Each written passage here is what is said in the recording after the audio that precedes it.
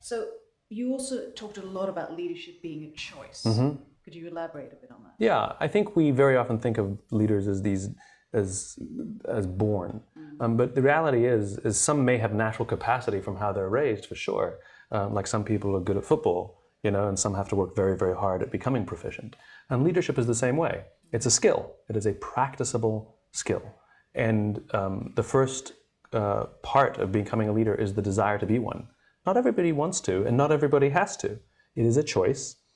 It comes at great personal sacrifice, both in time and energy. When everything goes right, you have to give away all the credit. When everything goes wrong, you have to take all the responsibility. So you have to be willing to undertake that. So absolutely, it's a choice. Absolutely. And you usually refer a lot to the military, and so the discipline, and also a leadership where you lead your people, and you could sacrifice yourself for the people and not for maybe money. How do you find that is applied today within the business world? Well, I think there's a lot of misunderstandings of how a good military leadership works. It's not command and control at its best. It actually is, the leaders actually divest themselves of control. They call it commander's intent. The commander will say, I'd like to accomplish this, and then they leave it to their people to figure it out. And the reason I use the military a lot for examples is not because they're better at it or worse at it. I mean, they have good examples and they have bad examples. It's because when the stakes are so high, when it's actually life and death, the lessons are more exaggerated. And so they're much easier to see. But the lessons are exactly the same as would apply to any organization where the stakes are not life and death. They're just harder to see good leadership. And so I just use it because it's easier to see. And you also compared goals to vision when it comes to leadership. Tell me a bit more about that. They are different, and both are important. And they're not the same. And very often in business, visions are articulated as goals. Goals are something that are easily calculated and eminently achievable. Maybe not easy, but eminently achievable. A vision is something that it's an ideal. For all intents and purposes, we will never actually get there, but we will die trying. So the visions of Gandhi, the visions of Mandela, and talking about things like world peace, everybody knows we'll never achieve world peace. But it's sort of worth trying to get there, Absolutely. That's what idealism is, and that's what vision is.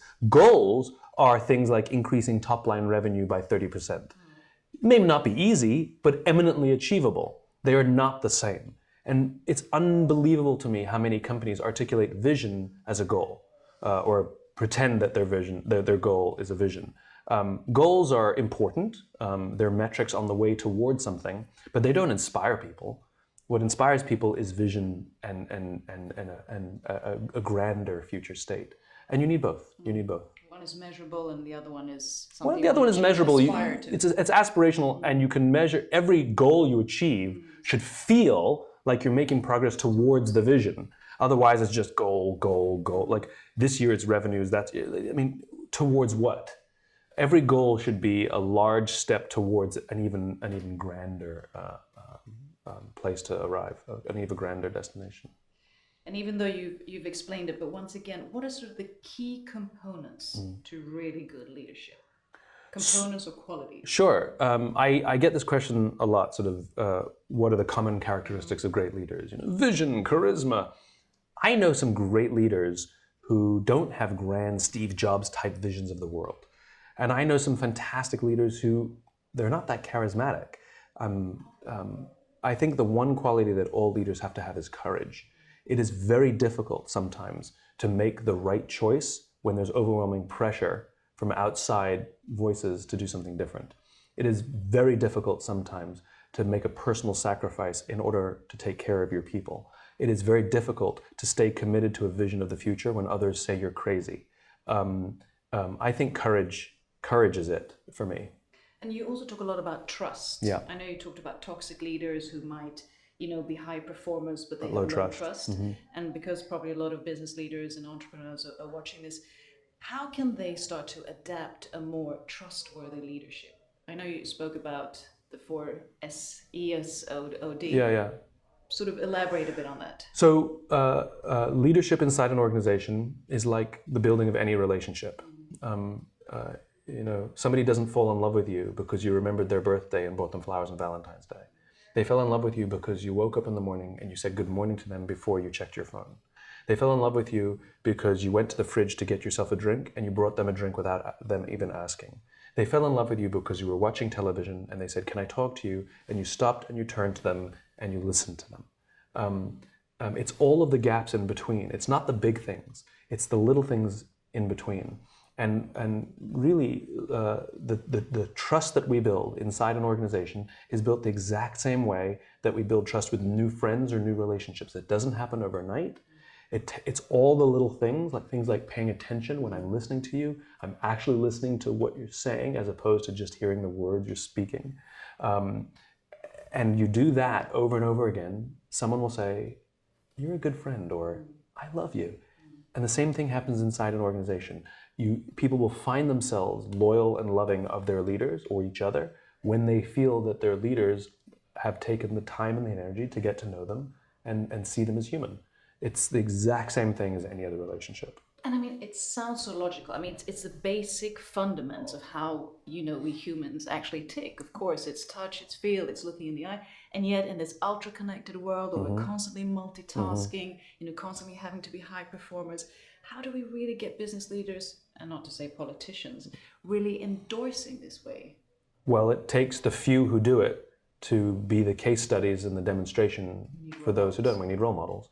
We need people who are willing to not bring their phone to a meeting, and the rest of us will know that we like the meetings with those people more. You won't know after one meeting, but after the 5th, 6th, 7th, 10th, 15th, 20th meeting, you'll realize that those meetings go better because no one has any phones. You'll realize that you enjoy dinner with your friends when everybody leaves their phones in the car or in your bag. I like to make everybody hand their phone one to the left, so you can't even pull it out if you wanted to. I mean, we need role models and we need the people who are willing to do it. And anybody who says, well, I don't have the time to be a good, I've actually heard this. I actually heard a senior executive say to me, I don't have time for all this leadership stuff. It's a war out there.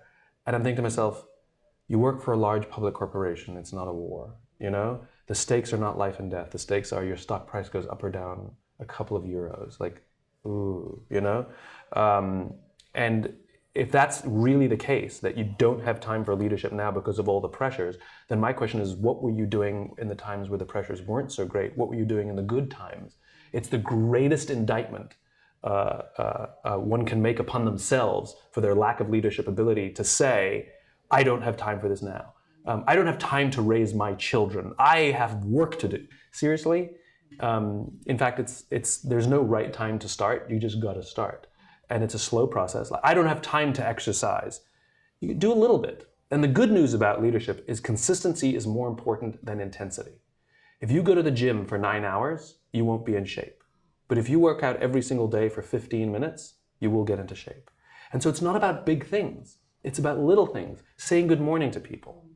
Making eye contact with people, roaming the halls. Little things done consistently will have a much greater positive impact on the organization than one big offsite, Same negatively though, if you eat a Big Mac every single day, you'll be out of shape. If you have one, nothing. So doing bad things consistently every day will also destroy the organization. But there's always, if you have time to do the bad, you definitely have time to do the good. Absolutely. And speaking of the bad, how has failure shaped your life? The whole concept of why came from facing failure. I mean, it came from a dark period. I had lost my passion for what I was doing, and all of my energy was invested in pretending that I was happier, more successful, and more in control than I felt. And it wasn't until a friend of mine came to me, worried about me, did it give me the courage to face that problem. And the solution I found was this thing called the why. And what kind of business leader were you at that point of life? I'd say I was a nice person who cared about my people, but I wanted to make all the final decisions, not because I had an ego. I just believed I had to. I had the false belief that I knew more because it was my business. And the biggest lesson I learned that changed the path that I was on was that I don't have to know all the answers, and I don't have to pretend that I do. And it was when I started to trust others to get things done and was willing to be okay if things didn't go the way I wanted them to go, did things start to profoundly change in my life. It takes courage and patience. And now I have an organization where my people run everything. Most of the time, we have a dozen people that work for us. I only hired 2 of them. They hired each other, and sometimes I met them after they were hired. Yeah. And it's in a small company, you would think I would make every hiring decision, and I only made 2 out of 12. So, but those are really 2 important key insights. I think a lot of, especially business leaders, should really take on, because the sense or the art of delegating when you're a business leader, when you own your own company, is a very difficult art, because like you say, you think you want or need to have control over everything, but that also takes away the incentive. And people want control. I mean, we all have the desire for control. Stress is derived not from our workload. Stress is derived from our sense of control over our work. So when the leader makes all the decisions, it actually removes the control from me being able to do my job. And so what I will do is I will seek out control over every other small things, and that's where politics come up.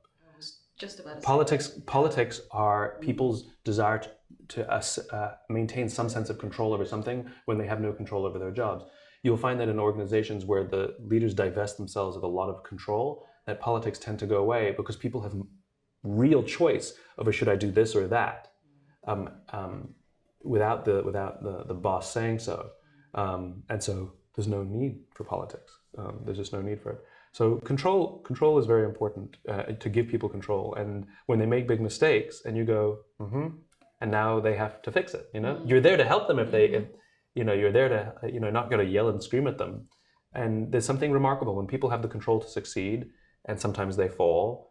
They will take all the responsibility to make it right. Yeah, exactly. When they're given the control to succeed, they're also appreciative to learn of their failures. Of course. And the joke is, there's no senior person here who started off senior. We all started off junior at some point. Exactly. And somebody gave us the ability, or when we went out by ourselves, if it's more entrepreneurial, somebody took a meeting with us when we didn't know anything. In other words, people constantly gave us opportunities and believed in us and took a risk on us. So it seems sort of irresponsible or egotistical for us not to give others the same opportunity to thrive and grow, because nobody was born that way. Success is a team sport, and others put their reputations on the line for us. Sometimes we should put our reputations on the line for others. Absolutely, pay it forward. So if we have aspiring and up-and-coming entrepreneurs looking at this, what are sort of the key advices you would give to them? Ask for help. Like I said, you don't have to know every answer, and you don't have to pretend you do. And it's amazing what happens when you admit you don't know things. So it's not that people don't want to offer help. It's that people think that you don't need it because you claim that you know all the answers. And so people don't offer help because you apparently know the answers. And I remember profoundly when I started to say in my own world, I don't know the answer, or I don't know how to do this, the speed at which somebody would say, oh, I can do that for you. It was amazing.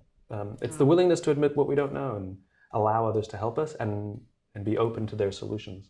I think that's a really good end comment to this interview. And thank you so much for your time. Thanks for having me. Inspiration and knowledge, and the best of luck. Appreciate it. Thank you very much.